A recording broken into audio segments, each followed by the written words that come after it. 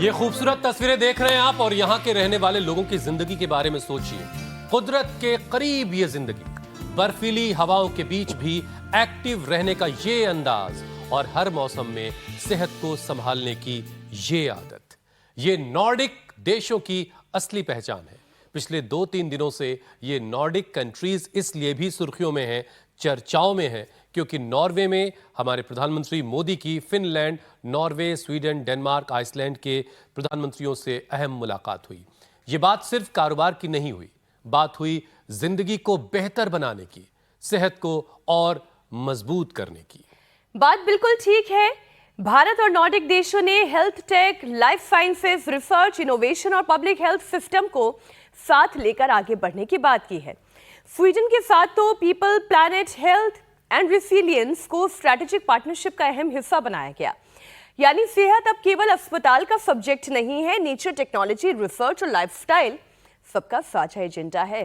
बिल्कुल मीनाक्षी, और ये नॉर्डिक मॉडल की सबसे बड़ी सीख भी है, कम दिखावा, प्रॉपर डिसिप्लिन, काम के साथ साथ परिवार और आउटडोर एक्टिविटी के लिए वक्त निकालना। मतलब ये कि पैदल चलना, साइकिल चलाना, साफ हवा में रहना, मौसम जैसा भी हो शरीर को एक्टिव रखना।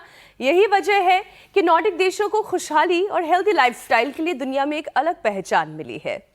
और इसी पहचान के साथ एक और पहचान जल्द ही जुड़ने वाली है। नॉर्डिक कंट्रीज, स्वीडन में साइंटिस्ट ने लैब में ऐसे टिश्यूज तैयार किए जो शरीर में जाकर इंसुलिन बना सकते हैं। बिल्कुल हुसैन, और लैब में तैयार इन टिश्यूज को बकायदा डायबिटीज वाले चूहों पर टेस्ट भी किया गया, जिसने कई महीने तक चूहों के ब्लड शुगर को नॉर्मल रखा। तो सोचिए, अगर आगे इंसानों में भी ये तकनीक सफल रही तो टाइप 1 डायबिटीज के पेशेंट को बार बार इंसुलिन इंजेक्शन लेने की जरूरत ही नहीं पड़ेगी। वैसे भी इन दिनों शुगर पेशेंट्स की मुसीबत बहुत बढ़ गई है। तेज गर्मी में डिहाइड्रेशन से शुगर फ्लक्चुएशन का रिस्क भी तो बढ़ गया है। तो ऐसे में नॉर्डिक देशों की तरह नेचर के करीब रहना, रोज थोड़ी फिजिकल एक्टिविटी करना, हेल्दी डाइट लेना और शरीर को मौसम के हिसाब से संभालना बहुत जरूरी है। तो चलिए योग गुरु से जानते हैं, शुगर कंट्रोल करने के साथ साथ सही तरीके से जिंदगी जीने की कला आखिर है क्या। स्वामी जी प्रणाम, बहुत बहुत स्वागत है आपका। प्रणाम स्वामी जी।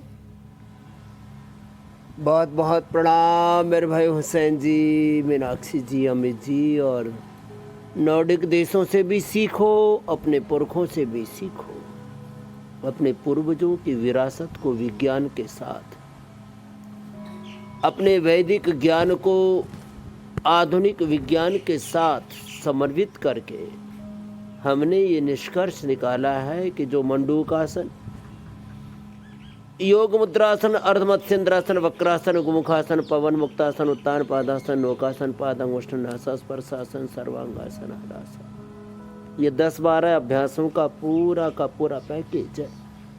बीच में हम पावर योग भी करेंगे। आज शुरुआत हमने मंडूकासन से की। मंडूकासन ऐसे, और योग मुद्रासन पद्मासन में बैठ के ऐसे। अब इसमें भी यूँ भी हाथ रख सकते हैं और यूँ भी रख सकते हैं। चलो आप भी करो।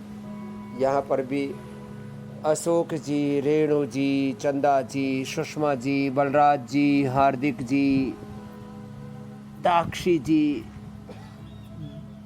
दक्षी और हार्दिक भाई बहनों ने तो गजब कर दिया है, पूरा ट्रांसफॉर्मेशन कर लिया है। अप्रतिम लाभ। मंडूकासन, योग मुद्रासन, कपालभाति के साथ देखो, ये जो पूरा आधुनिक विज्ञान का जो रिसर्च है उसके लाभ आ रहे हैं सामने, उसके कुछ फायदे, फिर कुछ नुकसान, कॉम्प्लिकेशंस, और सब तक ये जो पूरा जेनेटिक रिसर्च चल रहा है, डीएनए के ऊपर को, डीएनए को मॉडिफाई करके कुछ जीन्स के अंदर कुछ चीज़ें इंजेक्ट करके व्यक्ति को स्वस्थ बनाने का जो पुरुषार्थ चल रहा है, मैं उसको प्रणाम करते हुए एक बात कहता हूँ। योग से हमने टाइप 1, टाइप 2, टाइप 3 डायबिटीज़, जो डायबिटीज़ की कॉम्प्लिकेशंस 25, 50, 100 यूनिट इंसुलिन एक दिन में बंद किया। जब बाहर से इंसुलिन नहीं मिलता है तो शरीर अपने आप इंसुलिन बनाने लगता है। 3 कारण है डायबिटीज़ के। एक पेनक्रियाज की कम गतिशीलता, दूसरा हमारे बॉडी के सेल्स और उनके भीतर का रिसेप्टर्स, उनका पूरा आरएनए, डीएनए, प्रोटीन फॉस्फोराइलेशन, उनका एक जीन्स, एक सेल में 23,000 तो जीन्स होते हैं, 26 क्रोमोसोम्स होते हैं। उनके जब रिसेप्टर्स कमज़ोर पड़ जाते हैं, एक सेल की जो न्यूक्लियस है, माइटोकॉन्ड्रिया, वो जब पुअर पड़ जाती है और शरीर में स्ट्रेस बढ़ जाता है, तो स्ट्रेस एक सेल की वर्किंग और पेनक्रियाज की वर्किंग गड़बड़ाती है, लड़खड़ाती है, तो डायबिटीज़ होती है। इसको पूरा सुधार देते हैं हम मधुनाशिनी, मधुगिरिट, खीरा, करेला, टमाटर का जूस, सदाबहार, चिरायता, कुटके, गुड़मार, विजयसार, मेथी का पानी और मेथी दाना। इसलिए हमें मेथी जो है ऐसे देखने में कड़वी लगती है, लेकिन जब इसको अंकुरित कर देते हैं ना, तब ये मीठी हो जाती है और इसका पानी भी बड़ा उपयोगी होता है।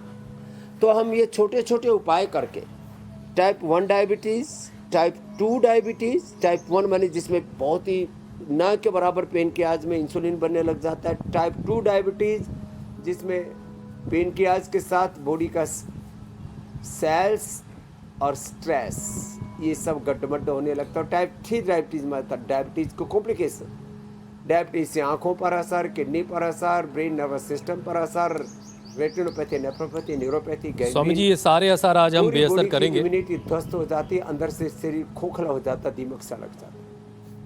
लेकिन स्वामी जी आज हमने आपसे भी अक्सर सुना और तमाम बड़े भी यही कहते हैं कि जहाँ भी किसी से भी कुछ भी अच्छा सीखने को मिले, उनसे वो चीज़ सीखनी चाहिए और ले लेनी चाहिए। और इसीलिए आज हमने शुरुआत में नॉर्डिक कंट्रीज़ का जिक्र किया और क्या खूबसूरत स्वामी जी वो तस्वीरें थी।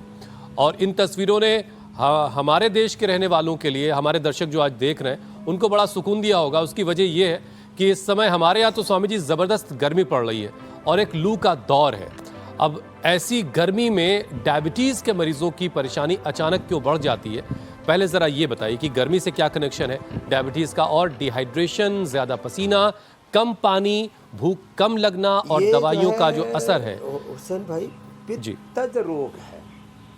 एक तो कम से कम दिन में 2.5 से 3 लीटर पानी अब पीने का समय, डिहाइड्रेशन की प्रॉब्लम, लोगों की चमड़ी में रूखापन, गले में भी रूखापन, लू लगना, डिहाइड्रेशन से पूरे शरीर की अंदरूनी क्रियाओं के ऊपर एक तरह का ग्रहण सा लग जाता है।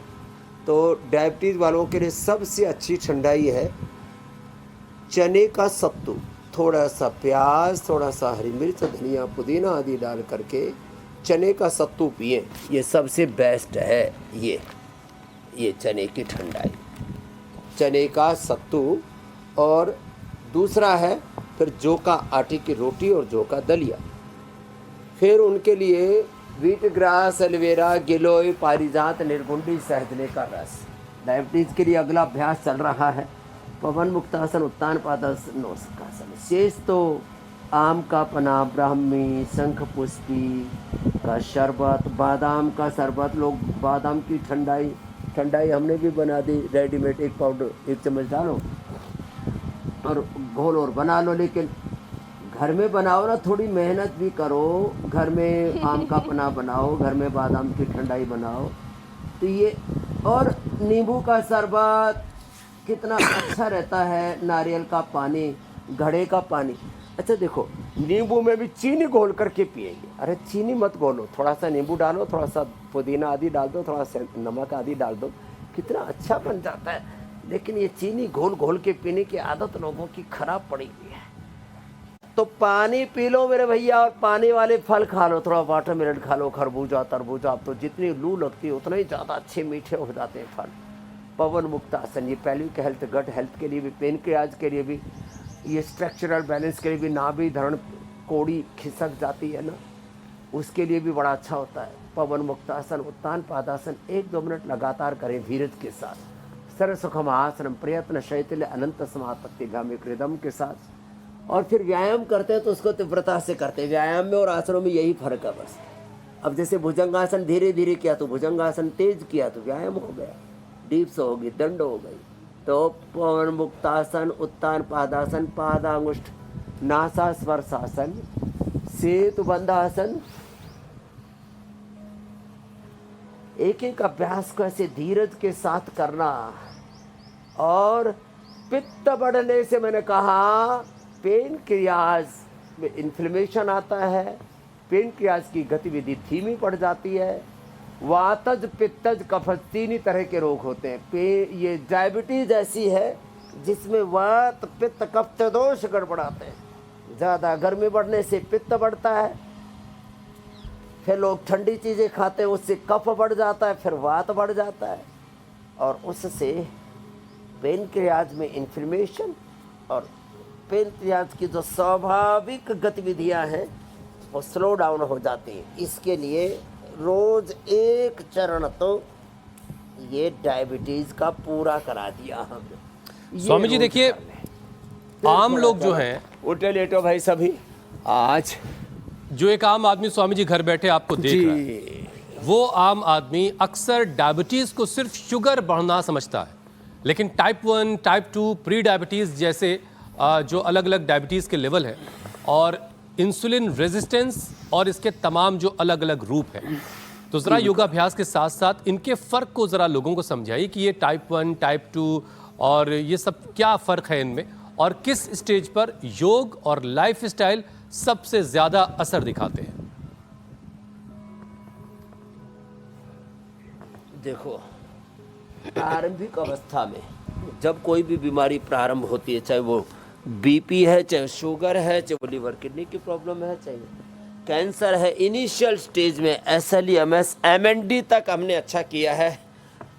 भंवर सिंह का उदाहरण मैंने तो इंडिया टीवी पर भी उसको प्रस्तुत किया। और यशपाल जिसको पार्किंसंस था, अभी 2 दिन पहले मेरे साथ ही बैठे हुए थे। इनिशियल लेवल पर सारी बीमारियां तुरंत कंट्रोल हो जाती हैं। तो इनिशियल लेवल पर शुगर का जैसे ही पता लगे, अब कुछ कहते हैं जो बच्चा था उसको तो पता लगते ही पता लगा तो टाइप 1 डायबिटीज़ है। सिंथेटिक फूड, सिंथेटिक दवा, चाहे वो एंटीबायोटिक है, चाहे वो बुखार की पैरासीटामोल, क्रोसिन डोलो पोलो ही क्यों ना है, सिंथेटिक दवा से, सिंथेटिक फूड से जिनसे बन पाए वो तो ऐसे साधारण दंड लगाएं, और उसके बाद ये हनुमान दंड भी लगाएं ऐसे ऐसे। तो प्रारंभिक अवस्था में शुगर होता है, उसमें पेनक्रियाज पर थोड़ा बुरा असर आता है। फिर अंदर से पेनक्रियाज जब प्रारंभिक अवस्था में असर होता है, इसको टाइप 2 बोलते हैं। टाइप 1 बोलते हैं कि जब पेनक्रियाज ने 80-90% काम करना बंद कर दिया, इसको टाइप 2 बोलते हैं, सॉरी टाइप 1 बोलते हैं। और टाइप 2 जो इनिशियल में, और डायबिटीज़ के कॉम्प्लिकेशंस आ गए। डायबिटीज़ के कारण से आंखों पर असर आया है, किडनी पर असर आया है, ब्रेन नर्वस सिस्टम पर असर आया है, गैंग्रीन हो गया। डायबिटीज़ के कारण से अंदर शरीर खोखला हो गया, सेक्सुअल डिसऑर्डर्स हो गए। डायबिटीज़ के कारण से बहुत प्रकार के शरीर में कॉम्प्लिकेशन कष्ट आ गए, तो इसको बोलते हैं टाइप 3 डायबिटीज़, डायबिटीज़ की कॉम्प्लिकेशंस। तो और इंसुलिन रेजिस्टेंस एक चीज बहुत इस्तेमाल हो रही है आजकल स्वामी जी, ये क्या है? टाइप 2 थोड़ी माइल्ड, जब दवाएं बेअसर हो जाती हैं, ये वो स्टेज है? तो दवाइयाँ असर ही नहीं कर रही। हाँ, दवाइयाँ असर नहीं कर रही, और उसका कारण है कि यदि आपकी बॉडी सपोर्ट नहीं करती तो सारा उपचार बेकार है। अब हम तो 100 बार सबसे भुजंगासन ही करवा देते हैं। तो जब शरीर साथ नहीं देगा तो कोई दवा, कोई इंसुलिन, कोई एंटीबायोटिक कुछ भी असर नहीं कर पाएगा। इसलिए body is the ultimate healer. हम यहाँ पर यही करते हैं, योग से, आयुर्वेद से, नेचुरोपैथी से, पंचकर्मा से, षटकर्मा से। अब डायबिटीज वालों का हम सारे डेयरी प्रोडक्ट 3 परहेज कराते हैं। डेयरी प्रोडक्ट बंद। डेयरी प्रोडक्ट का पेनक्रियाज पर, लीवर पर बहुत ज़्यादा असर पड़ता है, पूरी तरह से उसको इंगेज कर लेते हैं, तो डेयरी प्रोडक्ट बंद करा देते हैं, मीठा बंद पर करा देते हैं, और तमाम तरह का खाने के नाम पर हमने एक पूरा प्रपंच रचा हुआ है। हम खीरा, करेला, टमाटर का जूस, फलों में केवल सेब फल या थोड़ा सा अनार, बग्गू गोसा या मामूली सा पपीता, ये सब देते हैं। तो ये जो इंसुलिन रेजिस्टेंस, ये जो दवाइयाँ असर ही नहीं कर रही शरीर के ऊपर, अंदर से भी इंसुलिन बन ही नहीं रहा, ये दोनों ही श्रेणी बड़ी खतरनाक है। स्वामी जी, चूंकि आप थोड़ा दुनिया पेनक्रियाज को अवसर बीमारी मुक्त करना और चाहते हैं, तो आपको एक खुशखबरी देता हूं। स्वीडन की लैब में इंसुलिन बनाने वाली कोशिकाएं तैयार करने की कोशिश हो रही है। वैज्ञानिक कह रहे हैं कि फ्यूचर में, आने वाले वक्त में, इससे इंसुलिन इंजेक्शन से लोगों को राहत मिल सकती है। लेकिन जब तक ऐसी तकनीक आम मरीज तक नहीं पहुंचती, उस वक्त तक टाइप 1 डायबिटीज़ के मरीज योग और दिनचर्या से अपने शरीर को कैसे साधें, अपने शरीर को कैसे ठीक करें, इसके साथ साथ ये जो वैज्ञानिकों की कोशिश है, ये आपको कैसी लग रही है?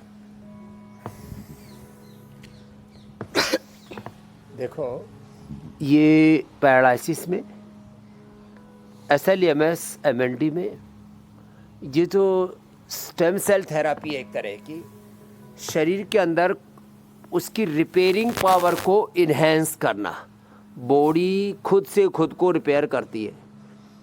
कितना ज़बरदस्त पूरा सिस्टम है। एक सेल से 37 ट्रिलियन सेल्स बन जाते हैं मात्र 3 महीने में। 9 महीने में वो पूरी तरह से एक छोटे रूप में, शिशु के रूप में विकसित हो जाते हैं। लगभग 1.25 फीट की हाइट और करीब 2 से 3 किलो का वजन, और धीरे धीरे फिर वो एक 5.5-6 फीट के मानव के आकार के रूप में विकसित हुआ। इसमें जो सेल्स के रिपेयरिंग का जो प्रोसेस है, सेल्स का जो एपोप्टोसिस है, उसको रेगुलेट करने के लिए ऐसे सेल्स को खोजा गया, उसको स्टेम सेल्स बोलते हैं, जो कहीं पर भी डाले जाएं तो पेनक्रियास से लेकर के लिवर, किडनी की वर्किंग, लंग, हार्ट की, ब्रेन की वर्किंग को, ये सब आगे जिसको जेनेटिक रिसर्च बोल रहे हैं, ये स्टेम सेल थेरापी बोल रहे हैं, अलग अलग तरह के इसके घटक हैं। ये सारा प्रयास ये है कि हमारी डीजनरेटिव शक्तियों को, हमारे भीतर के टूट फूट को कैसे जल्दी से जल्दी रिपेयर किया जाए। तो ये रिजुविनेशन का प्रोसेस अभी तक सिंथेटिक दवाओं से, इंसुलिन से, स्टेरॉइड आदि से पॉसिबल नहीं हुआ है। लेकिन आयुर्वेद में रिजुविनेशन का प्रोसेस है। फेल हुए पेनक्रियाज को, फेल हुए लिवर, किडनी को, फेल हुए लंग, हार्ट को, ब्रेन, आईज को। अभी देखो, ये सामने बैठी है हमारी बहन रेणु भारद्वाज, इसकी आंखों पर बहुत मोटा चश्मा था और अचानक इसका चश्मा टूट गया। लेकिन 3 दिन में इसने त्राटक करके, अक्षि तर्पण करके, एक्यूप्रेशर, एक्यूपंक्चर, अनुलोम विलोम करके अब देखना शुरू कर दिया, अब देख पा रही है। ये सामने का उदाहरण दे रहा हूँ। तो जब आपकी आंखों के देखने की शक्ति क्षीण हो जाए तो हम एक्यूप्रेशर, एक्यूपंक्चर करते हैं, त्राटक करते हैं, अक्षि तर्पण करते हैं, आई ग्रिड देते हैं, और आंखों में देखने की शक्ति आ जाती है, कानों में सुनने की शक्ति आ जाती है ग्रिड से। और जिनका जो है 15, 20, 25 तक आ गया था हार्ट का इजेक्शन फ्रैक्शन, उनको पेस मेकर लगाने के लिए बोल दिया था, और जिनको 80, 90, 100% तक ब्लॉकेज आ गए थे, बाईपास एंजियोप्लास्टी के लिए बोल दिया, तो उनको हमने ठीक किया है ना। आपने देखा है कई बार ऐसे ही लीवर, किडनी ट्रांसप्लांट के पेशेंट्स को, अब तो पेनक्रियाज का भी ट्रांसप्लांट का प्रोविजन कर रहे हैं लोग। मीनाक्षी जी, बात आप बिल्कुल ठीक कह रहे हैं स्वामी जी। किसी कारण से किसी का शरीर कट पिट गया, खराब हो गया, तो उसकी, अब चाहे पेनक्रियाज का ट्रांसप्लांट है या ये स्टेम सेल थेरापी है, इसके बिना हम उसको एक्टिवेट कर सकते हैं। 10 मिनट तक मंडूकासन, योग मुद्रासन करना है, खीरा, करेला, टमाटर का जूस पीना है, जो सर्व सुलभ और मदनाश्री मधुगिरिट लेना। जी मेरी बहन मीनाक्षी, मैं ये कह रही थी स्वामी जी, कई बार ये तमाम बातें ऐसा लगता है कि कोई जादू सी हो रही है, कोई जादू की छड़ी घूम रही है और लोगों को ठीक कर रही है। लेकिन जब सामने से इसके एग्जाम्पल्स देखने को मिलते हैं, जो लोग अपनी डायबिटीज़ को रिवर्स कर देते हैं, कोई अपने पेनक्रियास को एक्टिवेट कर देता है, कोई अपने लिवर को फिर से ठीक कर देता है, तो वो रियल वर्ल्ड एविडेंस जो है वो वाकई में आंखें खोलने वाले हैं।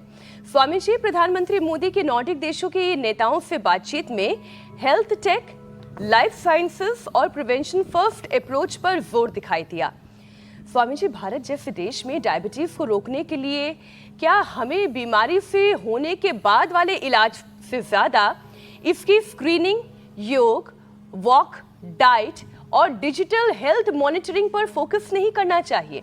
एक बार बीमार हो ही गए तब तो फिर इसकी उपचार करना ही है, लेकिन बीमार हो ही ना, समय पे मॉनिटरिंग हो जाए और फिर उसका रूटीन चेकअप के साथ साथ योगाभ्यास और आयुर्वेद के जरिए इलाज हो जाए, क्या ये इम्पोर्टेंट नहीं? संदीप्ते भवने तु कूप खननम प्रत्युद्यमः कीदृशः। आग लगने के बाद कुआं खोदना, फिर उससे पानी निकालना और आग बुझाना, ये मूर्खता की श्रेणी में आता है। ये अब मैं कहूँगा कि ये मेडिकल साइंस में जितने भी प्रयत्न चल रहे हैं, ये ज़्यादातर मूर्खतापूर्ण प्रयत्न है कि पहले आदमी को जंक फूड खिलाओ पिलाओ, फास्ट फूड खिलाओ, सिंथेटिक दवाइयाँ, और पूरी ज़िंदगी को जहन्नुम बना दो, और फिर उससे कहो कि हम तुम्हारे लिए ये उपचार, ये आविष्कार लेकर के आए। तो हमारा यही प्रयास है, 7:56 पर इंडिया टीवी लगाओ। मधुमेह मुक्त, उच्च रक्तचाप मुक्त, रोग मुक्त, दुख मुक्त, दोष मुक्त, सब प्रकार के शारीरिक, मानसिक, बौद्धिक दरिद्रता से मुक्त जीवन पाओ। तो यही तो प्रयास है कि रोज उठ के एक बार मंडूक आसन, योग मुद्रासन, पवन मुक्त आसन। कितना आसान है, 2 आसन कर लो, पवन मुक्त आसन और मंडूक आसन, और 2 ही प्राणायाम कर लो, कपालभाति, अनुलोम विलोम, और देखो कैसी जिंदगी संवरती है। तो ये तो करना ही पड़ेगा। योग होगा तो रोग होगा ही नहीं। न तस्य रोगो न जरा न मृत्यु प्राप्त तस्य योगाग्निमयम शरीरम। अब ये छोटी सी बात न जाने क्यों लोगों को समझ में नहीं आती। योग करेंगे तो कोई रोग नहीं होगा, कोई दुख नहीं होगा। जीवन में हिंसा, झूठ, बेईमानी, दुराचार, अनाचार, व्यभिचार, लूट मार, भ्रष्टाचार, असुचिता, असंतोष, विलासिता, आत्ममुखता, नास्तिकता, नकारात्मकता, किसी भी प्रकार का प्रमाद और प्रमाद जनित कोई भी जीवन के अंदर रोग, दोष, दुख, दारिद्र्य, नैराश्य, कुंठा रहेगी नहीं। अब इतनी सी बात समझ में नहीं आ रही। विमुख राम सुख पावन कोई, विमुख योग सुख पावन कोई। तो योग को अपनी जीवन पद्धति बनाए और फिर देखा जिंदगी एकदम टनाटन रहेगी, धनाधन जियो जिंदगी का, कोई बिंदास जियो, कोई चिंता नहीं, कोई शारीरिक रोग नहीं। Yoga for body, yoga for mind, yoga for soul. कोई शारीरिक रोग नहीं, कोई मानसिक नैराश्य, चिंता नहीं, कोई तनाव नहीं। कितना ऊंचा दर्शन है योग दर्शन, और उसको हम रोज सिखाते। तो अब ये डायबिटीज तो नहीं रहेगा हिंदुस्तान। और स्वामी जी उसे अपनाने की भी कोशिश लोग करेंगे, प्रयास कर रहे हैं, और थोड़ा खाने पीने पर भी ध्यान देंगे। आपके जरिए, हमारे माध्यम से लोग लगातार योगाभ्यास करके अपने लाइफस्टाइल को बदलने की कोशिश भी कर रहे हैं। लेकिन स्वामी जी, बहुत से लोग दिखने में तो बिल्कुल फिट लगते हैं, वजन भी कोई बहुत ज्यादा नहीं होता, लेकिन अंदर से इंसुलिन रेजिस्टेंस, फैटी लिवर और हाई शुगर की शुरुआत हो चुकी होती है। ऐसे छिपे हुए डायबिटीज के रिस्क को पहचानने के लिए शरीर ऐसे कौन से सिग्नल देता है? और फिर जो टेस्ट मेडिकल फ्रेटर्निटी अवेलेबल कराती है वो तो है ही, लेकिन शरीर कैसे वो सिग्नल देना शुरू करता है कि कुछ तो गड़बड़ है शरीर में? अचानक जब कंठ सूखने लगे, वैसे भी गर्मियों में तो बहुत ज़्यादा कंठ सूखता है। अचानक कंठ सूखने लगे, ज़्यादा प्यास लगने लगे, वजन घटने लगे, अचानक पसीना आने लगे, घबराहट होने लगे, सिग्नलिंग, पूरा शरीर तो सिग्नलिंग पर चल रहा है। 37 ट्रिलियन सेल से एक क्षण के भी 1 करोड़वें हिस्से में, अब इतना समझ में नहीं आएगा, 1 सेकंड में 1 लाख से लेकर के 1 करोड़ तक, 1 सेकंड में 1 करोड़ तक सिग्नल एक सेल से, और 37 ट्रिलियन मल्टीप्लाई बाई 1 करोड़ कर लो। अब इतने सिग्नलिंग एक साथ हो रही है। तो ये अलग अलग सिग्नलिंग होती है। जब तोंद बढ़ने लगे तो समझ लेना मेटाबॉलिज्म गड़बड़ हो रहा है। Liver, kidney, pancreas, lung, heart सब लपेटे में आने वाला है। तो भैया ये भी एक सिग्नल है, ये टमी मत बढ़ने दो। फिर सिर में भारीपन सा होने लगे, अचानक बेवजह गुस्सा आने लगे तो समझ लो बीपी बढ़ रहा है। आँखों के यहाँ पर थोड़ी सफ़ेदी सी आने लगे और थोड़ा दम फूलने लगे तो समझ लेना कोलेस्ट्रॉल बढ़ रहा है। अचानक वजन घटने बढ़ने लगे और बॉडी का बैलेंस बिगड़ने लगे तो समझ लेना थायराइड गड़बड़ हो रहा है। अचानक हीमोग्लोबिन घटने लगी, कमजोरी लगने लगी तो समझ लेना लिवर किडनी के फंक्शंस गड़बड़ा गए हैं। चेहरा का मुंह का जो रंग है मटमैला सा होने लगे तो किडनी फंक्शन गड़बड़ हो रहे हैं, क्रिएटिनिन बढ़ रहा है और सूजन आ जाए शरीर में तो समझ लेना यूरिया भी बढ़ रहा है, प्रोटीन लीकेज भी हो रही है। तो ये भूख कम लगने लगे तो आजकल तो जो भी ज़्यादा फैट वाला खाना खा रहे हैं, नमकीन, बिस्किट और तमाम तरह के fast food, readymade food, packed food खा रहे हैं, फैटी लीवर का खतरा बढ़ता ही है। भूख, गैस, कब्ज, इनको हम ये सोचते गैस कब्ज की समस्या थोड़ा सा ये तो सबको ही होता होगा, ऐसी बात नहीं है।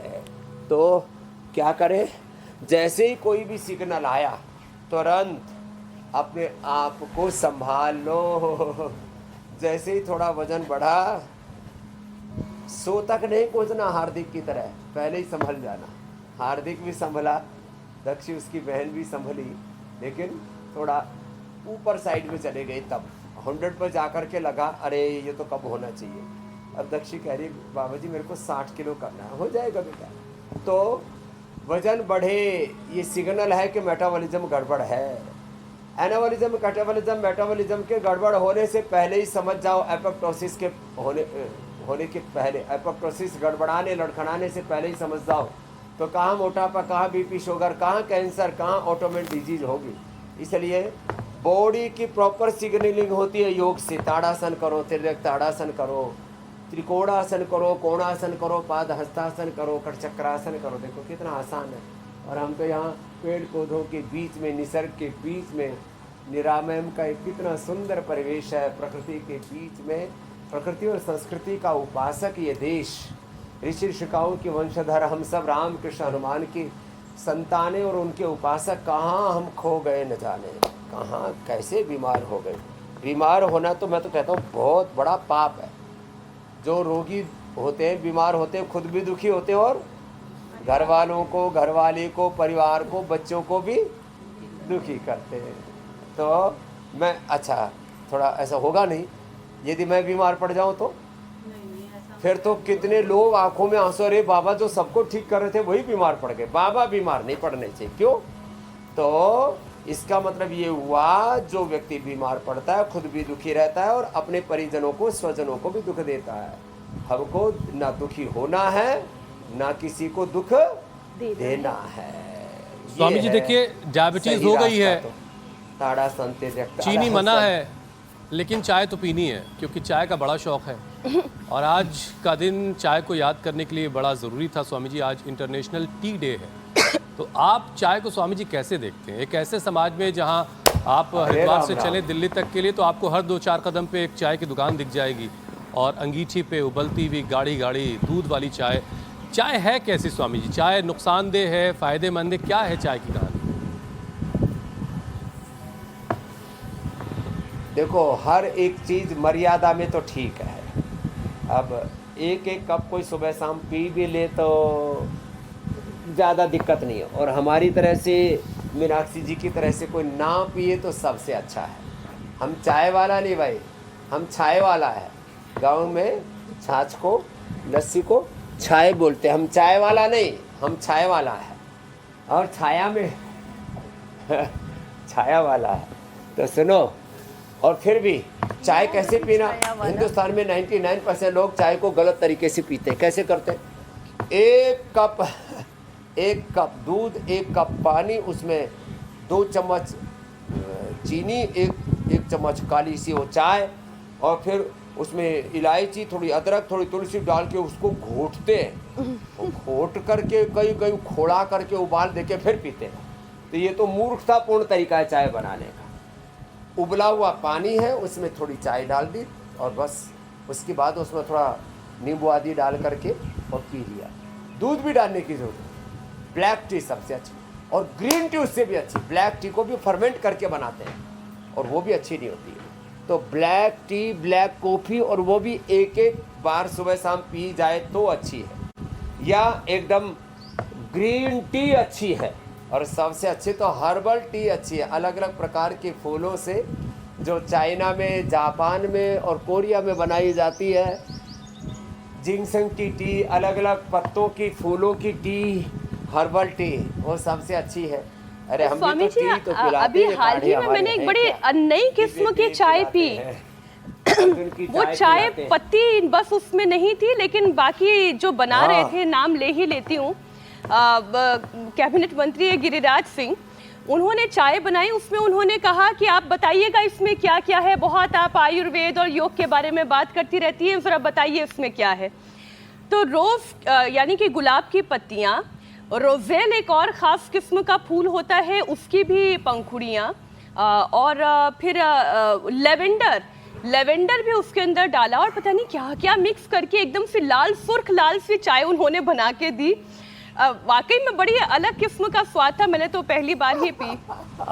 और फिर उन्होंने फिर उसके क्या क्या गुण हैं, फायदे, वो भी बताने लगे। तो उन्होंने कहा कि आप लोग जो काम कर रहे हैं कि इस चाय का श्रेष्ठतम विकल्प है। मोरिंगा की भी चाय बनती है, अलग अलग फूलों की, गुलाब की चाय बनती है,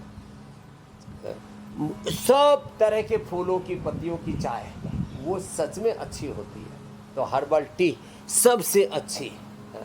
तो ऐसे मुझे लगता है आज के बाद लोग अब चाय के स्थान पर ये जो काली चाय पी रहे हैं, काली और फिर गैस का एसिडिटी, हम यहाँ तो पहले ही दिन से चाय बंद कर देते हैं, आधे तो ऐसे ठीक हो जाते हैं लोग। अब उसमें ये ज़्यादा चाय और उसमें भी चीनी घोल घाल करके, पानी और चाहे दूध को पका पका करके, घोट करके उसका रबड़ी सी बना करके पीते हैं। एक बहन को तो मैंने दिखाया था, वीरा, और कुरुक्षेत्र से पेट का कैंसर हो गया था उसको, अब तो ठीक है, अभी एकदम ठीक है, जिंदा है अभी। तो चाय घोट घोट करके, हरियाणा में तो लोटा भर भर के चाय पीते हैं। क्या बोला? लोटा भर के। हाँ, चाय में बैठ जाइए, ठीक है, घास के ऊपर, धूप जिनसे सहन नहीं हो रही। स्वामी जी, हिंदुस्तान में जहाँ कहीं भी जाते हैं चाय तो खैर खूब पी जाती है, लेकिन जैसा आपने कहा कि ज्यादती हर चीज़ की खराब है, और इसी तरह चाय की ज्यादती भी खराब है। लेकिन हेल्दी ऑप्शन हर चीज़ का अच्छा है, हेल्दी तरीके से इस्तेमाल कीजिए, अच्छा है। स्वामी जी, अब चाय और वाय से निकलते हैं। डायबिटीज़ का सबसे जो बड़ा असर स्वामी जी है, वो हम जानते हैं कि डायबिटीज़ शरीर को अंदर से खोखला कर देती है, उसका बुरा असर दिल और नसों पर भी पड़ता है। शुगर बढ़ने से blood vessels, BP, heart attack और स्ट्रोक का खतरा भी बढ़ता है। हार्ट को स्वामी जी सेव करने के लिए अब जरा कुछ सेशन करवाइए ताकि दिल भी सेहतमंद रहे। इधर चाय में आ जाओ बेटी। तो क्या करना, दरअसल ब्रेन नर्वस सिस्टम पर असर ना आए डायबिटीज़ का, तो एक तो अनुलोम विलोम करना है, अश्वशला लेना, अश्वगंधा, शतावर सबको ले लेना चाहिए। अश्वगंधा, शतावर, मोरिंगा, स्पिरुलिना, और सुबह सुबह उठो, धूप में बैठ करके योग करो। आज हमने सन थेरापी के साथ योग थेरापी करा रखी है सबकी।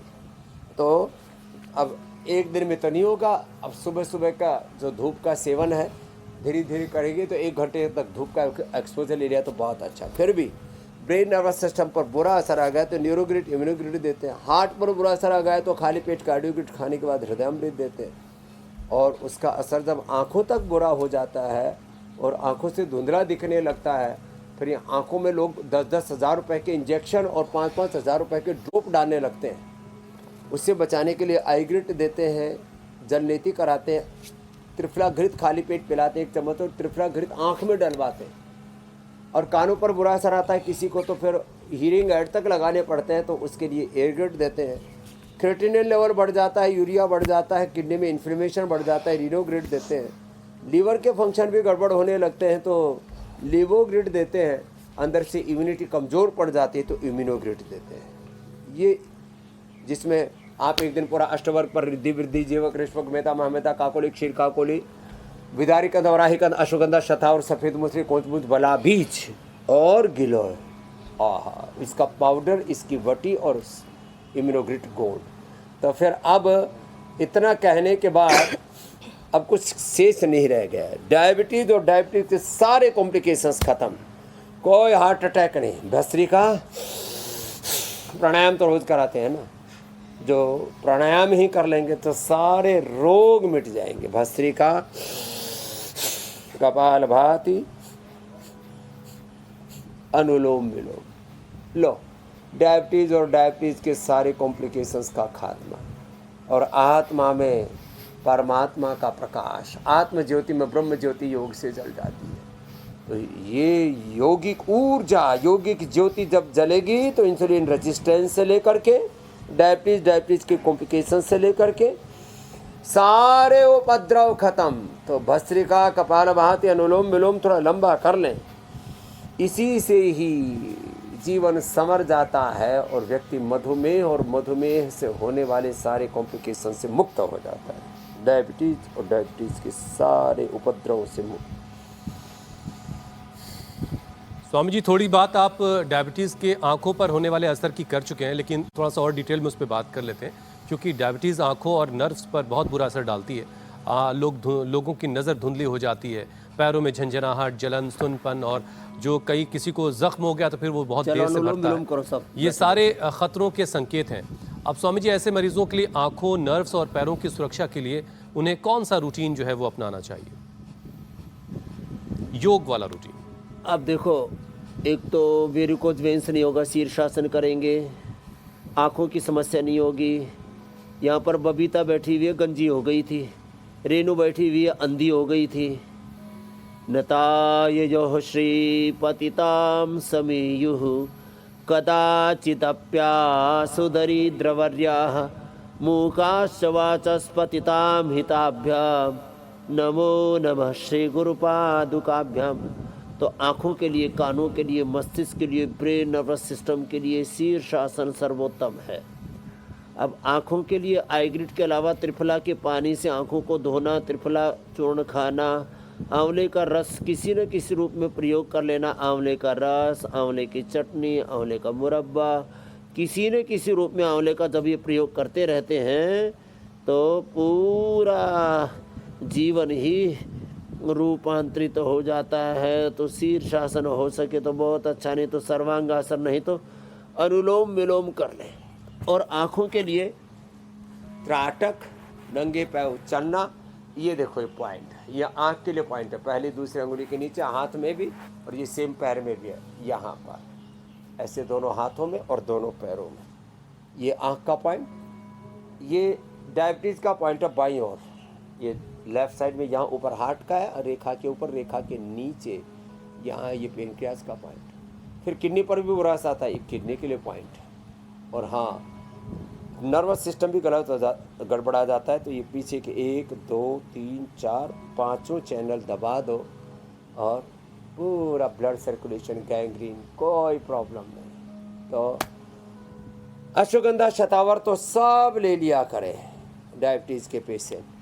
डायबिटीज़ ज़्यादा बढ़ी हुई है तो सबसे एक आह्वान करूँगा, थोड़े दिन डेयरी प्रोडक्ट बंद कर दीजिए, गेहूँ चावल थोड़े दिन बंद कर दीजिए। डेयरी प्रोडक्ट की जगह सोया और बाकी सब चीज़ों का, बादाम का, अखरोट का, तिल का, नारियल आदि का दूध बन जाता है, कोकोनट का, उसका सेवन कर लें। और गेहूँ चावल की जगह मिलेट्स का सेवन कर लें। और भैया चीनी की विदाई, ये स्वामी जी, हाथों का ये चैनल बड़ा कमाल का है, अंजूर खजूर थोड़ा मात्रा में, वो भी ज़्यादा नहीं। और ये सारे चैनल दबा लें, लेकिन योग वाला चैनल देखने के लिए सिर्फ इंडिया टीवी दबाना है, रिमोट का जो बटन होता है इंडिया टीवी वाला, वही दबाना, वहीं पर मिलेगा। 56 मिनट पर इंडिया टीवी लगा ले। स्वामी जी, अब आपसे इजाजत लेने का वक्त हो गया है।